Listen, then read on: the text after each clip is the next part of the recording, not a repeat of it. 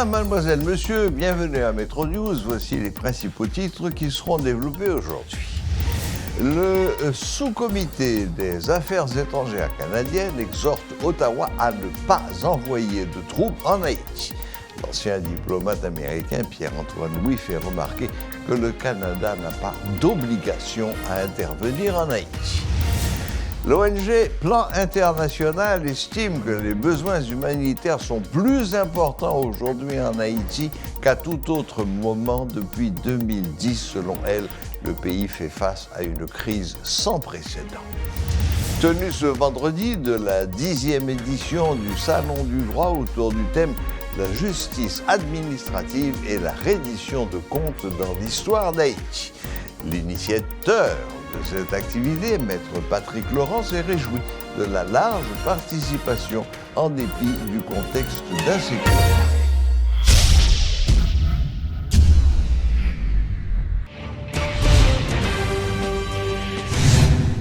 Le Canada n'a pas d'obligation à intervenir en Haïti, fait remarquer l'ancien diplomate américain Pierre-Antoine Louis, au lendemain du verdict du sous-comité des affaires étrangères canadiennes qui exhorte Ottawa à ne pas envoyer de troupes dans le pays. Intervenant pendant le journal du matin, il a rappelé cependant que l'ONU a le devoir de protéger les Haïtiens contre les violations de leurs droits humains. Situation pas surprenante dans la mesure où, premièrement, on a continué à dire que nous n'avons pas d'obligation en tant que tel pour venir en aide à Haïti. Certainement pas au niveau bilatéral ou encore au niveau individuel de pays. Il n'y a pas d'obligation pour faire ça parce que chaque pays dans le monde a un problème pâle, a une difficulté pâle. Par exemple, un pays comme El Salvador qui est en proie à une criminalité qui était tellement grandissante, côté que en mars 2022, bandits ont tué ou fait de 38 personnes en 24 heures. Et puis le président Bukele a mobilisé l'armée, il a mobilisé les forces de police. Donc El Salvador a des difficultés, même quand il a une velléité pour l'assister à Haïti, pour le voir tout plat. Le Canada a des problèmes pas le côté. Effectivement, le Canada a informé l'OTAN qu'il y a une obligation dans la zone, dans les Baltiques, il y a une obligation envers l'OTAN que le PACA entreprenne. Donc chaque pays a des difficultés. Le président Biden n'a pas fait parce qu'il y a des problèmes politiques par la CAILI, il fait déclarer que le candidat. Donc chaque pays a une raison qui fait le PACA faire. Maintenant, au niveau multilatéral, l'Organisation des Nations Unies a une obligation de protéger tout haïtien victime de violations massives de droits, premièrement que pas qu'à circuler. Donc des violations massives des droits humains qu'a fait en Haïti au niveau multilatéral, premièrement conformément à la Charte des Nations Unies et deuxièmement à la résolution de l'Assemblée générale de 2005 au sommet, côté il reconnaître la responsabilité des Nations Unies, de la communauté internationale, de protéger leur pays dans la situation côté Haïti hier. Maintenant, c'est dans le contexte de l'ONU qui fait que le secrétaire général des Nations Unies, c'était 8 octobre 2022, c'est endossé devant le gouvernement haïtien pour un appui armé international. Donc, c'est dans le contexte de l'ONU ça va être plus possible. C'est ça que fait les Américains eux-mêmes, ils voient copie, le Canada pas, ou bien Canada pas capable. Je pense qu'à travers l'ONU, vous êtes capable de faire. Maintenant, au niveau de l'ONU, si de vous vote jeudi, majoritairement, le Conseil de sécurité probablement vote la table 13 contre 2, en l'occurrence la Russie et la Chine. Mais moi, je crois que même la Chine n'a pas marché, parce que la Chine a une opération de séduction envers Haïti, quand le temps Haïti quitte Taïwan. Mais c'est la Russie qui est le point d'achoppement dans la mesure où, puisque la Russie, c'est un des 5 pays qui, s'ils ne disent pas d'accord avec une résolution du Conseil de sécurité, résolution a tombé. Donc, c'est grande Russie, probablement, qui fait que je dis le Conseil de sécurité des Nations Unies n'est pas capable d'adopter une résolution pour mener une mission de maintien de la paix du genre de la MINUSTA en Haïti. Donc c'est pour dire que au niveau international, c'est ce petit problème ça gagne, mais il y a un consensus en ce sens pour aider Haïti. Mais au niveau bilatéral, le moment dont un pays comme le Canada, pour diverses raisons, pour intervenir, il y a des difficultés qui ne font pas avec ça, mais les Canadiens, ils ont recopié si vous pensez que si vous sanctionnez davantage d'Haïtiens, le problème ne va pas résoudre. Je ne sais pas si c'est la solution. Si la situation a continué du genre côté où bandits ont été assiégés, par exemple la boule 12, et puis la police en passant, de toujours croire que la police nationale d'Haïti, il y a un garçon à femme 20 ans la donne, qui si vous avez pour les supports matériels, et puis si on a le support politique aussi, on est capable de faire ça. Là, c'est toujours pour ça. Nous connaissons ça passe dans la zone de la boule là, nous pensons que la police a fait de l'autre côté tout. Maintenant, c'est que la population qui a ras-le-bol, c'est un monde qui a ras-le-bol et tout, une réaction extrêmement violente de la part de la population qui exprime ras-le-bol. Maintenant, les scènes ça ont répété, lui attiser une sorte de conscience au niveau de la communauté internationale que peut-être nous dans une situation là qui parle quand Rwanda en 1994 et il n'y a pas qu'à arriver là. Donc effectivement, si on recrudescence de violence, la communauté internationale là va sentir qu'il y a une obligation pour lui intervenir pour l'aider à Haïti mettre l'ordre. Mais maintenant, tout niveau de violence pour nous arriver côté que la Russie t'a dit, il y a un problème avec les États-Unis vraiment par rapport à l'Ukraine. Mais ça, pour nous préserver une petite crédibilité pour l'Organisation des Nations Unies, pour nous permettre que gagner une intervention qui fait en Haïti. Niveau de violence n'a pas parlé là, c'est tellement grave, parce que je me rappelle en 1994, côté, je t'ai tué dans les rues de Kigali, la capitale de Rwanda. Je t'ai souhaité que je ne pas attendre Haïti d'arriver là. Ils sont bagarres comme ça, ça extrêmement grave. Là, on a parlé d'une guerre civile. On dit que conditions ne vont pas jamais réunir pour Haïti d'arriver là. Donc si on velléité, on volonté, on dit que tu es capable d'aider Haïti, que il n'y a pas attendre que tu as un niveau de violence. Que le docteur et homme politique Harrison Ernest réclame un remaniement ministériel et le remplacement des maires de la zone métropolitaine afin de faire face à la question sécuritaire à la capitale. Le responsable du parti Construit la vie a réclamé l'application stricte de l'accord du 21 décembre et le remplacement des personnalités en place au niveau de la chaîne ministérielle de la sécurité, dont beaucoup occupent plusieurs postes. Oui, certainement, mais annonce ça a fait un bagage spectaculaire, la première réaction, on a dit réelle et profonde de la population. Attention. Gon bagay qui fait devant sous-commissariat Canapé Vert, on joue matin. Tandis que Canapé Vert était calme, pas de gagné, pas de problème. Mais à côté, tout près, Debussy, t'es chaud, depuis 3 h du matin, tiré, mon yo pas contre côté pour mettre quoi yo peur, y a demandé secours. Leur réaction c'est demander secours. Yo pas choisi risquer tête parce que face à gros âmes y a tendé à yo pas fait choix. Mais y a demandé secours pas de venir. Médias mobilisés etc. a mettre pression sur la police. Brusquement, bon phénomène qui arrive non ou espace côté pas de gain problème du tout. La police qui est en machine, yo fouillé, yo tombé sur des nègres à armes, bandits. Et peuple Canapé Vert que m'a salué qui font action héroïque, c'est à partir de là synergie et énergie que pays a cherché depuis longtemps, nous pral joindre ni. Nous consulter, pas besoin de répéter. Et puis au pral ouais, énergie ça, la droite Debussy, moun qui t'a demandé secours yo pas demandé seulement secours encore, il a agi. Et là on commencé à agir, la police vient sur les lieux, la police sortit de renforcer et le mariage a débuté. Il a parlé de mariage, la police population, qui pas effective réellement, mais qui commençait. Et énergie ça, il va quitter Debussy à Canapé Vert, il descend la Tibonite tout, et moun la Tibonite côté de descend là, subit dans chandelle avant hier. Énergie ça, tout le monde a parlé sur les réseaux sociaux, il a répété dans les médias, il a répété dans la rue, mais cette énergie, il n'est pas converti réellement, même sur toute commune dans le département de l'Ouest, là, pratiquement, voire dans tout département. C'est pour ça que je me garde de parler de révolution, tant qu'on gens de monde a parlé. Moi-même, je qualifie d'une réaction émotionnelle par rapport au refoulement de stress, de peur, de ça qu'on a subi et qu'on a fait la leçon. Donc, voilà ce que une réaction émotionnelle. Naturellement, nous pensons que ce n'est pas moi qui faire peuple la leçon, un peuple qui est pétrifié, humilié, assassiné, violé, etc. Parce que tout simplement, voilà le diagnostic. Une mauvaise gouvernance, pas gain l'État. Donc, les pas gain l'État, moun a subi, et comme moun yo pas gain l'État, pas gain moun qui peut sauver encore, finalement, ça yo pas de vle faire, bay tête de justice, yo obligé faire. Et c'est ça que fait un peu le monde pour dire, ben, comme nous pas le choix, c'est ça pour continuer faire. Et c'est ça phénomène Bois-Caléa qui c'est tout simplement une réaction émotionnelle qui est censée dans la conjoncture actuelle, parce que tout le monde ne va pas mourir net, tout le monde ne va pas éliminer net, en attendant qu'il y ait autorité de l'État, en attendant qu'il y ait l'élément à s'associer à ce phénomène pour créer le mariage fondamental qui va sauver le pays dans cette situation, c'est une décision politique qui doit s'associer à phénomène, à réponse population.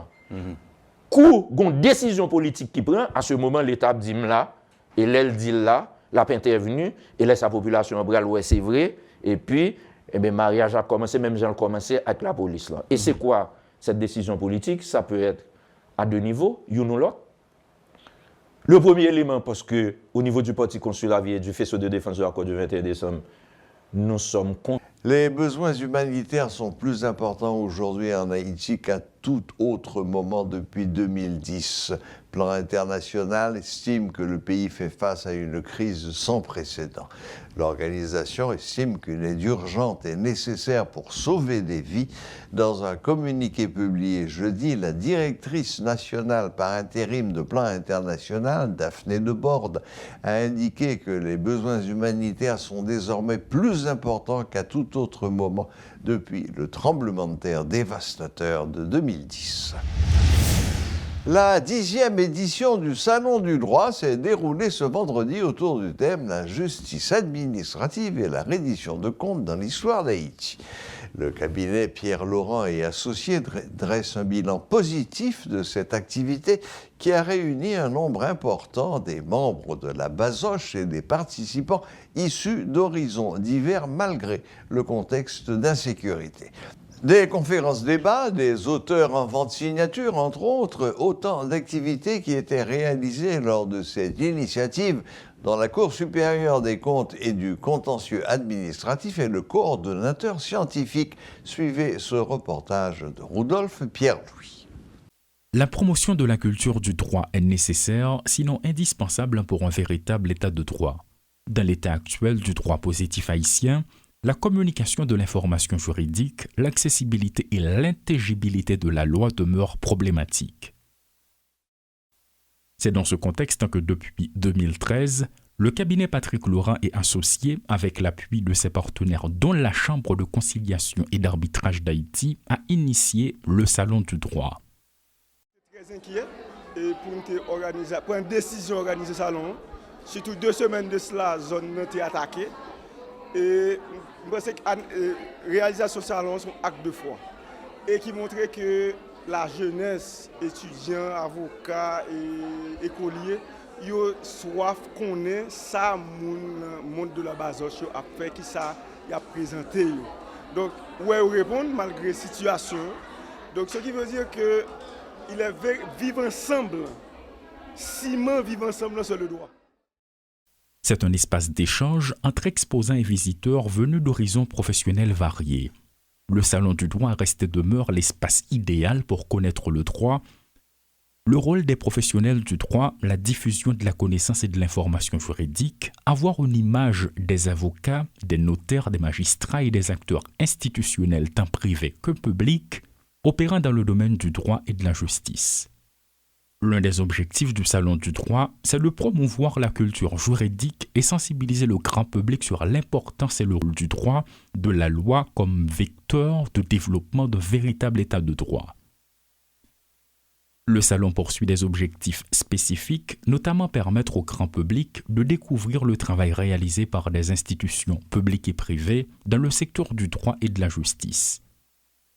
Cette année, le volet scientifique est assumé et assuré par la Cour supérieure des comptes et du contentieux administratif. La CSCCA est une institution indépendante qui a pour mission de juger les actes de l'administration publique, les comptes des ordonnateurs et comptables de deniers publics et d'assister le Parlement, l'exécutif, dans le contrôle de l'exécution des lois et dispositions réglementaires.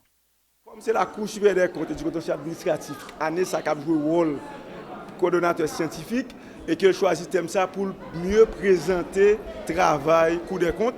Et ça a bien tombé, il y a 200 ans depuis qu'il a été créé Cour des comptes en Haïti. Donc à ce moment-là, son porte ouverte sur la Cour des comptes matin. Et c'est pour ça que nous avons choisi thème. L'implication des partenaires dans ce projet constitue un élément stratégique et opérationnel majeur. Ce partenariat repose sur la complémentarité des compétences, une convergence de vues sur la finalité de l'événement. Depuis déjà 10 ans, un partenariat actif se développe dans la réalisation du Salon du droit. C'est que son défi grand, qui pour montrer tout à tous les décideurs, tout le monde, d'une façon ou d'une autre, qui a fait pour le pays ça, que la jeunesse veut vivre, que le pays veut vivre, que les gens veulent apprendre, que les gens veulent chanter ensemble, que les gens veulent sortir tout. Je pense que c'est très important et que les gens veulent sortir. Si vous êtes tous jeunes qui là, et c'est parce que j'ai l'impression de braver danger et que des gens qui sont là, les familles qui font attention avant de descendre toujours. Ils viennent quand même. Moi, je pense que c'est un signal clair pour décider, pour des nègres politiques ici, pour les gens de la société civile, en nous chita pour nous retirer le pays dans sa là, parce que nous avons besoin de vivre. Après la cérémonie d'hommage et de reconnaissance qui s'est tenue le mercredi 3 mai à l'hôtel El Rancho, eh bien aujourd'hui, le vendredi 5 mai comme promis, c'est l'organisation du Salon du droit qui s'est déroulée à l'hôtel Marriott, une initiative qui a été organisée par le cabinet du maître Patrick Laurent et associés. Cette activité a réuni de nombreuses personnalités politiques, il faut le souligner, parmi lesquelles le ministre de la Justice, le directeur général de l'unité de lutte contre la corruption, autrement dit l'ULCC. Il y a même des écoliers, soit du NS4, qui ont fait le déplacement pour venir prendre part à cette activité. Notons qu'aujourd'hui, c'est le dernier jour du Salon du droit. Le prochain rendez-vous, c'est pour l'année 2024, mais encore cette année, il faut souligner que la Cour supérieure des comptes et du contentieux administratif est le coordonnateur scientifique, mais pour l'année prochaine, ça va jouer entre plusieurs institutions selon le cabinet de maître Patrick Laurent et associés. Paul Léel et Rodolphe Pierre-Louis pour Télémétropole. À l'occasion de la 10e édition du Salon du droit, notre collaborateur Jean-Jules Desaugustes a procédé ce vendredi à la vente signature de son dernier ouvrage intitulé « Le Président a parlé ». Le Président a parlé est un ouvrage collectif avec la contribution de l'ancien Premier ministre Evans Paul, de maître Patrick Laurent, de l'ingénieur Mathias Pierre, du journaliste Adi Jean-Gardy, du docteur Louis Naupierre, du diplomate Pierre-Antoine Louis et du colonel Himmler Rébu. Suivez les explications du directeur du Centre d'études politiques et diplomatiques CEPOD, Jean-Jules Desaugustes. Le Président a parlé, c'est un livre qui présentait la vision du président Jovenel Moïse sur le plan politique, économique, diplomatique, sécuritaire, judiciaire, etc. Donc, vous trouvez des gens qui collaboraient avec le président pendant des années, comme l'ancien ministre Mathias Pierre, comme l'ancien diplomate ou le diplomate de carrière Pierre-Antoine Louis, Evans Paul, qui est un ancien premier ministre, qui a connu le président, qui a vu grandir le président, mais qui même indirectement a contribué, et même directement aussi, a contribué à l'ascension de Jovenel Moïse à la magistrature suprême du pays. Donc il écrit aussi dans l'ouvrage et il partage la vision politique qu'il connaissait, bien dont il était au courant, donc que le président Jovenel Moïse voulait implémenter. Et le président a parlé, présente tout ça.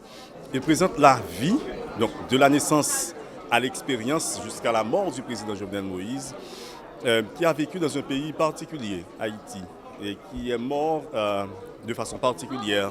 Et j'ai toujours aimé le dire, le président a vécu seul. Il a dirigé, même quand il avait beaucoup de gens autour de lui, seul. Et il est mort seul.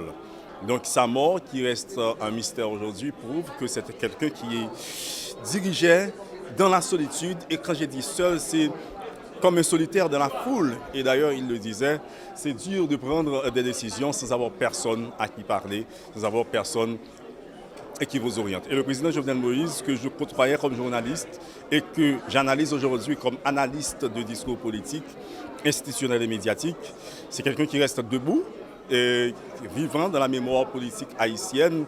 C'est quelqu'un aussi qui restera encore longtemps dans l'imaginaire haïtien, même quand physiquement il n'est pas là, à mon sens, à ma compréhension analytique et journalistique. Et c'est quelqu'un qui va vivre au-delà de sa mort. Voilà, le président a parlé avec des slogans qu'il a dit, qu'il a prononcés, qui se trouvaient dans le livre ça également. C'est un ouvrage hautement politique. Oui, vous avez bien résumé, Rodolphe, l'ouvrage. Hautement politique parce que ça parle de la vie d'un homme politique d'abord.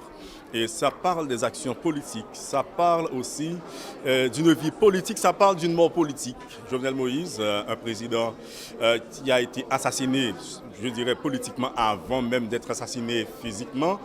C'est pourquoi il va vivre encore, comme l'avait dit l'ancien Premier ministre Evans Paul, il fera partie du réel politique haïtien au quotidien. Aujourd'hui, on ne peut respirer, on ne peut vivre, on ne peut parler politique sans penser à Jovenel Moïse, dont l'héritage est encore là, si vous voulez, dont la parole fait encore cher ici, se fait chère ici parmi nous, et que ce soit par ses actions, par ses mots et peut-être par sa vision. À tort ou à raison, aujourd'hui, on parle de lui. Demain, peut-être encore, s'il le faut, on parlera de lui. Jovenel Moïse, le président assassiné. Le président a parlé. C'est peut-être pas de moi au premier degré, ce titre, c'est du président lui-même qui a prononcé cette phrase que nous utilisons comme le titre de cet ouvrage, le président a parlé. On a assisté ces derniers temps à des scènes cocasses de clients qui se présentent à la banque pour retirer des dollars. On leur dit non, il n'y en a pas, ou bien vous êtes limité, et qui retirent leurs habits et se mettent nus. Il y a même eu une succursale de la Unibank, je crois, qui a été un petit peu saccagée. Alors, tout ça pose la question de la situation financière. On a entendu le gouverneur dire que la situation monétaire haïtienne était saine, qu'il n'y avait pas de pénurie. Bon, pénurie de quoi, peut-on se demander? Parce que la pénurie de dollars est avérée. Il y a même eu une banque aujourd'hui qui a publié une note disant qu'elle limitait les retraits en dollars à 100 $ par jour. Donc, je vais aujourd'hui, je dépose 500 $ à la banque, j'y retourne demain pour retirer 200 $. On me dit non, monsieur, vous ne pourrez pas retirer plus que 100 $. Où sont passés les 400 autres dollars? Bon. Alors, toutes ces questions, on va essayer, et bien d'autres, on va essayer de les voir. On va faire une revue de cela avec notre ami Schiller Messidor. Bonsoir Schiller et bienvenue sur Metro News. Bonsoir Serge et bonsoir à tous les fans de Metro News de partout. Ah, vous les appelez des fans, c'est bien, j'accepte le mot. Bon, Schiller, commençons par les billets en circulation aujourd'hui. Alors, qui est responsable de l'impression des billets? Bon, d'abord, il faut parler de quels billets. Si on parle des billets américains, il faut dire que entre 3 à 8% des billets, de ces billets-là, sont imprimés par l'État et 97% est virtuel, ce qu'on appelle the real fake money. C'est-à-dire quoi? C'est-à-dire que 97% des monnaies, de la monnaie USD qui circule dans le monde doit être virtuel. C'est-à-dire que c'est les banques qui impriment l'argent virtuel. C'est pour juste éviter ce qu'on appelle un bank run qui est en train, que nous vivons toujours en Haïti. OK. Et pour la gourde? Bon, pour la gourde, ça devrait être pareil, parce que normalement, c'est les banques centrales qui sont supportées par le dollar américain doivent suivre les mêmes directives que la Banque centrale aux États-Unis. D'accord. Donc, on est aligné sur le système américain à tout point de vue. Bon. Vous avez souhaité, je crois, parler de l'avenir du dollar. Beaucoup de gens aujourd'hui, beaucoup de commentateurs politiques, économiques, parlent des attaques qui sont menées contre le dollar, on parle de la dédollarisation du monde, on parle du remplacement du dollar peut-être par le yen, peut-être par d'autres monnaies. On a suivi tous, évidemment, cette cascade de faillites bancaires aux États-Unis, la dernière en date datant d'avant-hier, ayant été repris par JP Morgan. Est-ce que cela prélude vraiment à un avenir incertain, disons, pour le dollar américain? Bon, incertain, oui, on peut assumer, mais on peut pas dire que le dollar américain va disparaître du marché. Pourquoi? Parce que là maintenant, on parle de BRICS qui est un consortium de 5 pays, Oui. mais avant de remplacer le dollar américain, il faut d'abord comprendre c'est quoi le dollar. Il faut comprendre les caractéristiques d'une bonne monnaie. Maintenant, qu'est-ce qui faisait la valeur du dollar américain et maintenant le tout potentiel remplaçant du dollar américain, il y a certaines caractéristiques que ces remplaçants-là doivent et démontrer. Donc, moi-même, personnellement, je ne suis pas convaincu parce que le dollar américain était soutenu, ou du moins est soutenu par, disons, 3 grands points. L'or, le real estate et les services américains. Donc maintenant, si on me dit que X dollars va remplacer le dollar américain, ça c'est bien. Maintenant, il faut faire toute une démonstration. C'est comment l'imprimer. D'abord, il faut comprendre. Les vraies caractéristiques du dollar américain, c'est la durabilité, portabilité, divisibilité, uniformité, offre limitée, acceptabilité, stabilité. Maintenant, si une monnaie n'a pas ça, on doit questionner la monnaie. Oui, mais vous avez parlé de l'étalon or, mais depuis Nixon, les États-Unis ont abandonné l'étalon or. Aujourd'hui, la puissance du dollar repose sur la puissance de l'industrie américaine, non?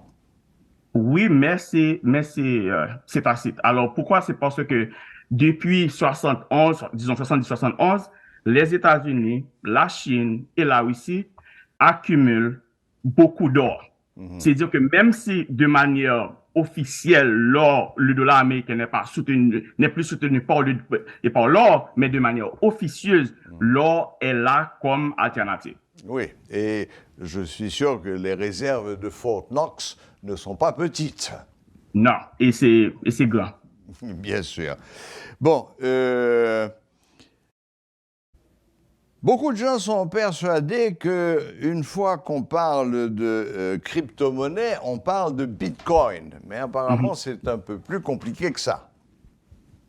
Oui, alors, quand on parle de crypto-monnaie, on dit bien crypto, c'est dire que c'est une monnaie qui est bien protégée avec des codes informatiques. Alors, ce qu'il faut comprendre, pourquoi est-ce que le Bitcoin est la monnaie de réserve par excellence qui peut remplacer le dollar américain avec tous ses problèmes, c'est parce que Bitcoin a littéralement résolu tous les problèmes que le dollar américain avait.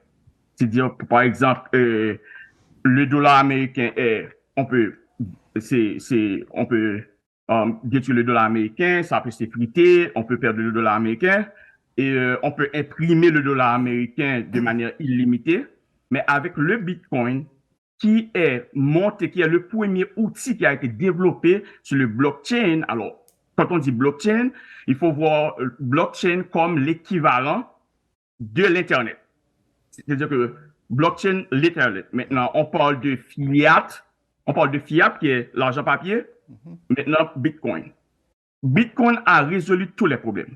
Maintenant, pourquoi est-ce que Bitcoin devient un problème pour tous les systèmes au monde? C'est parce que il y a un contrôle sur lequel que l'algorithme est très rigide. Donc, on ne peut pas imprimer le Bitcoin à tort et à travers. Donc, ce qui fait que le candidat le plus que moi-même que je respecte, c'est le Bitcoin. C'est parce que le Bitcoin a résolu tous les problèmes que le fiat américain avait. Oui, mais est-ce qu'il n'y a pas eu quelques scandales de faillite à travers le monde avec le Bitcoin? Il n'y a pas des gens qui ont investi dans le Bitcoin et qui ont tout perdu? Alors, ce qu'il faut comprendre, c'est que malheureusement, le secteur bancaire dans le monde, ou bien le secteur financier, capitalise toujours sur la désinformation ou bien la manque d'information des clients, malheureusement.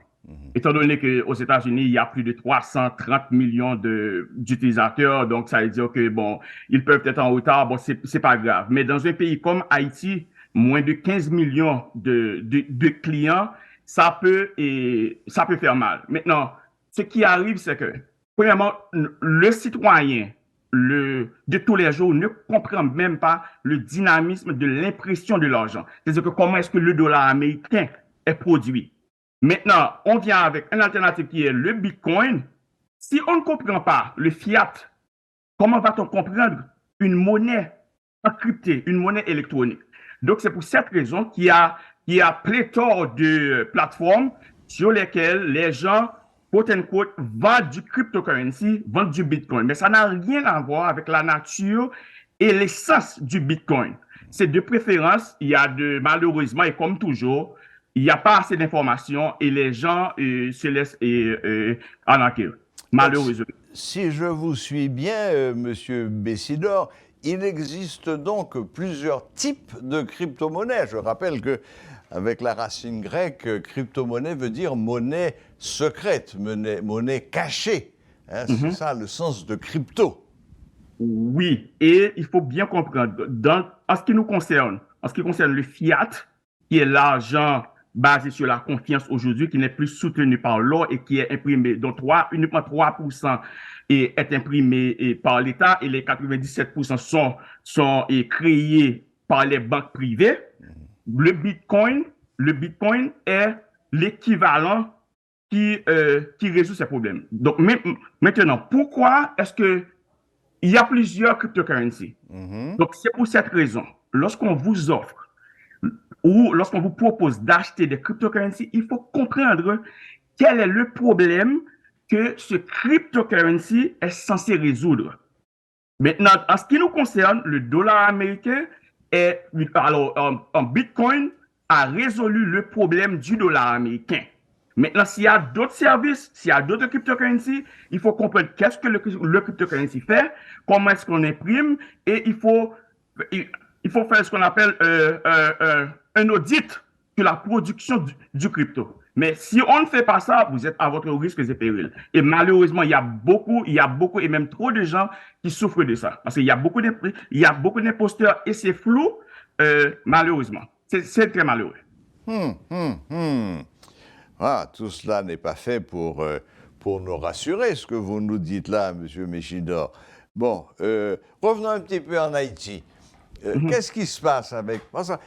Il y a une chose que je n'arrive pas à comprendre. En principe, la Banque de la République d'Haïti, c'est elle qui est censée fixer le taux de change, le taux de référence. Or, qu'est-ce qu'on constate? C'est que toutes les banques font ce qu'elles veulent. Elles mettent le taux qu'elles veulent. Il y en a qui changent à 125, d'autres 130, d'autres 140, d'autres 150, d'autres 156 même. Il y a une différence entre le dollar qu'on achète et le dollar qu'on vend. Elles décident de limiter les retraits. On a l'impression qu'il n'y a pas de banque centrale qui soit au-dessus des autres banques et qui leur disent, écoutez, aujourd'hui, on va mettre un petit peu d'ordre dans la maison et vous allez suivre les instructions que je vous donne. Qu'est-ce qui se passe? Premièrement, la Banque centrale n'a pas de pouvoir à s'imposer dans ce secteur. Deuxième réalité, c'est que les banques commerciales à Port-au-Prince ou bien en Haïti ont décidé de se réduire en comment on appelle ça chez nous, bureau de change. Oui, c'est l'essentiel de leurs ressources. Oui. Voilà. Alors que 3% uniquement est en circulation. Maintenant, nous avons un déficit de 97%. La population haïtienne n'a pas accès à 97% du dollar américain. Maintenant, quand je dis 3%, nous autres en Haïti, nous avons accès à une fraction. Donc, c'est dire quoi? C'est dire qu'il y aura toujours une pénurie, manque de dollars, de numéraire dans la vie de tous les jours. Parce que l'État haïtien, le secteur bancaire, le secteur financier haïtien a littéralement décidé de ne pas utiliser 97% de la quantité réelle du dollar américain, si je peux le dire ainsi. Donc, maintenant, nous sommes en train de nous battre pour une fraction de 3%. Wow, Parce que comment est-ce que c'est 97% secret aux États-Unis? Juste pour éviter le bank run qui est effectivement ce que nous sommes en train de faire, de partir à la banque et puis juste pour faire des retraits. La panique, on va retirer son argent de peur de le perdre. Depuis 1704, on avait déjà résolu ce problème avec des artifices qui s'appellent fractional reserve lending. Fractional reserve lending donnait cette capacité aux banques, d'abord, de remettre en fait, de ne conserver que 10% des dépôts du client. 10%. Maintenant, à partir du 26 mars 2020, les banques privées, les banques commerciales n'ont aucune obligation d'avoir aucun dépôt de sécurité. C'est-à-dire que le client dépose l'argent à 9h20, 9h25, l'argent est parti, est sorti de la banque. Maintenant, la banque est couverte, la banque est protégée par cette loi de fractional reserve lending. C'est dire quoi? C'est dire que le client qui va à la banque pour faire son dépôt parce que la banque offre un service de coffret. Non, la banque n'est pas ton coffret privé. La banque est une institution financière qui attend ton argent et une fois l'avoir en main, fait des appels pour les prêter, pour les mettre en circulation sur le marché à des taux d'intérêt pour l'investir, oui. Voilà. Maintenant, c'est notre réalité. C'est-à-dire que lorsque quelqu'un va dans une banque et que malheureusement, tu n'es pas couvert par aucun texte de loi, tu peux te faire ruiner et rien, tu n'as aucun recours légalement. L'autre réalité, c'est que puisque les banques commerciales se réduisent en cambise, donc nous avons cette déficit, une grande déficit. Et c'est triste. Donc les choses ne sont pas prêtes de s'arranger. Parce que je peux comprendre que une banque qui reçoit des transferts de l'étranger, ça c'est de l'argent virtuel. C'est un échange de manœuvres qui font que c'est pas de l'argent physique quand on reçoit un transfert. C'est pas du papier monnaie. Mais moi, j'avoue que, bon, ça ne m'est pas arrivé, mais j'avoue que si aujourd'hui je vais déposer 5 billets de $100, vraiment, des billets de $100 à la banque aujourd'hui, et que demain je veux faire un retrait de 200 ou de $300 et qu'on me dise, monsieur, votre argent n'est pas disponible, ah, je ne vais pas cacher d'eau, je ne suis pas content. Bon, je ne dis pas que je vais me mettre tout nu non plus, comme certains l'ont fait, mais je ne suis pas content. Malheureusement, et c'est la réalité, la banque est couverte par cet artifice qu'on appelle fractional reserve lending. Maintenant, il faut comprendre la réalité. Dans un pays comme Haïti, un pays du Sud, un pays pauvre, si on n'a pas accès à l'électronique qui dépend de l'électricité, on aura toujours ce problème. C'est dire que si du bodega, de la boutique du quartier, le boutiquier n'a pas un code reader et une carte pour faire les transactions, il y aura toujours ce problème. Maintenant, on n'a pas ça, nous ne vivons pas ça aux États-Unis. Pourquoi? C'est parce que nous avons l'électricité. Et le bodega a une machine. Et moi, j'ai ma carte, et puis la transaction est faite. Maintenant, il faut comprendre, c'est que avoir accès à l'électricité, c'est une obligation. Yeah. Donc, maintenant, nous sommes en train de payer de notre... nous sommes en train de faire les frais de nos inconséquences. Oui. Bon, il faudrait dire ça au directeur de l'EDH et lui demander de payer rapidement les 5 mois d'arriérés qu'il doit aux employés de la centrale de Péligre. Ça pourrait peut-être commencer à arranger les choses. Bon, écoutez, Schiller, malheureusement, je dois vous dire que cette interview d'aujourd'hui Ou bon, en pile carotte, je dis. Oui, ça. Pourquoi? Non, parce que là, vous nous dites que les choses ne vont pas s'arranger, que ça Non, dalle, non, et non, que non, non. ça va empirer. Je m'excuse, Serge, je m'excuse, mais il n'y a pas de... Je disais ça en manière de plaisanterie. Vous nous avez présenté les faits de manière très claire, mais malheureusement, les faits que vous avez présentés ne sont pas faits pour nous donner le sourire. Non, non. Moi-même, honnêtement, si on m'a demandé pour peut-être évaluer la situation en Haïti, la partie comme ça, peut-être que ça a coûté et micro, mais là où est choix nèg yo, c'est soit yo chrétien en pile ou bien yo juste des criminels. On t'a souhaité ces chrétiens ou chrétiens. Parce que dans tout côté qui gagne banque centrale, banque privée yo protégé par la banque centrale. Banque centrale, aucun pays pas qu'à faire faillite. Ça veut dire que quel que soit ça banque l'en fait, banque centrale là pour accomplir. Quel que soit ça, c'est ça que fait aux États-Unis. Président Obama qui dit too big to fail. You know what? Parce que bien des banques qui t'a supporté des compagnies, comme Chrysler, General Motors. Si yo te quitté banque ça écrasé, pays a écrasé dans mais yo dit you know what? N'a vini et backup banque là, c'est wall nous. Yo qui doit pour imprimer l'argent pour mettre des bons en circulation juste pour ça, pour sauver banque là. Mais c'est ce qui s'est passé en 2008, c'est ce qui est en train de se passer aujourd'hui.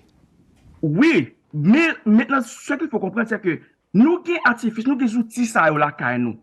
Comment faire? C'est notre taux de change, c'est changer là, c'est bien sûr change que on banque réduit il faut le faire seulement. Mais c'est triste, banque, c'est triste. Aux États-Unis, pour banque créer l'argent, c'est chez les Messidor les besoins qui pour gagner un bon crédit score, oui, avec qui pour montrer que les gagnent que la travail, oui. Et puis chez les Messidor acheter un carré pour $500,000 et puis banque là prend qui bord il y a que $500,000 dans le système là, oui. Mais comme il crée 17%, oui. Mais comme 17% d'argent créé, oui. Mais pas les pouvoirs banque gagne aux États-Unis. Avec yon qui bord, il crée $500,000. Je sais que moi respecter tête moi. Bon ici monsieur n'a pas aucun système centralisé. Il n'y a pas aucun système de scorisation. Il a pu utiliser même client. Si il y a 10 clients sur le marché, il a partagé 10 clients entre eux-mêmes. Si il y a seulement 25 billets, il y a bataille pour 25 billets. Monsieur juste ça, là. Et je m'excuse, I'm sorry, man. Il est juste énervant parce que monsieur tellement, il y a des outils là, mais puis bien campé, puis bien élégant. Nous réduisons à ça. À ça, on est là pour me voyer $300 à Haïti, on a fait 3 voyages dans la banque. Parce que qu'on y a la seule côté nous rentrer l'argent, c'est comme diaspora. Côté l'ONA, pour que ça l'ONA pas gagné caille aux États-Unis. Plus pour de que ça 4 milliards aux États-Unis. Pour que ça ne pas investir dans l'immobilier. Qui t'a empêché nous? Qui t'a empêché qu'on a cherché $? Pour que ça ait moins seulement qu'à $. L'État n'a pas chercher, banque privée n'a pas qu'à prendre comme pour investir et là-bas pour moi. Ça veut dire nous pensons que le peuple n'a toujours pas d'informations. Anyway, merci Métropole et merci Serge. Et franchement, le sujet ça a toujours fini comme ça pour moi. Parce que c'est grave. Wow. Bon. On a compris que c'était grave en effet. En tout cas, Chilien Messidor, merci infiniment. Et de coup de projecteur ou sous système-là, de ce que sont les billets, de ce que c'est que cette crypto-monnaie dont on a entendu parler, du dollar, de son rôle dans le monde, de la situation en Haïti. Et mon faux colère, mais c'est une colère juste. Donc, pas reproche pour ça, au contraire, parce que si je me fait le tout. En tout cas. Mais c'est triste, c'est triste. Merci beaucoup, Chilien Messidor, et bonne fin de journée. À très bientôt. Merci Serge, merci Métropole, et c'est toujours un plaisir. Voilà, c'était Chilien Messidor qui a adressé un panorama un petit peu global de ce que c'est une monnaie, de ce à quoi ça sert, la protection de cette monnaie, comment certains pays s'en sortent bien et comment d'autres, comme nous en Haïti, nous plongeons et nous continuons à plonger. Bonne fin de journée, à bientôt. Pour conclure, un bref rappel des titres. Le sous-comité des affaires étrangères canadiennes exhorte Ottawa à ne pas envoyer de troupes en Haïti. L'ancien diplomate américain Pierre-Antoine Louis fait remarquer que le Canada n'a pas d'obligation à intervenir en Haïti. L'ONG Plan International estime que les besoins humanitaires sont plus importants aujourd'hui en Haïti qu'à tout autre moment depuis 2010. Selon elle, le pays fait face à une crise sans précédent. Tenue ce vendredi de la 10e édition du Salon du droit autour du thème « La justice administrative et la reddition de comptes dans l'histoire d'Haïti », l'initiateur de cette activité, Maître Patrick Laurent, s'est réjoui de la large participation du public en dépit du contexte d'insécurité. Voilà, la boucle est bouclée. Merci de nous avoir suivis. Très bon week-end à toutes et à tous et à la prochaine, même heure, même chaîne.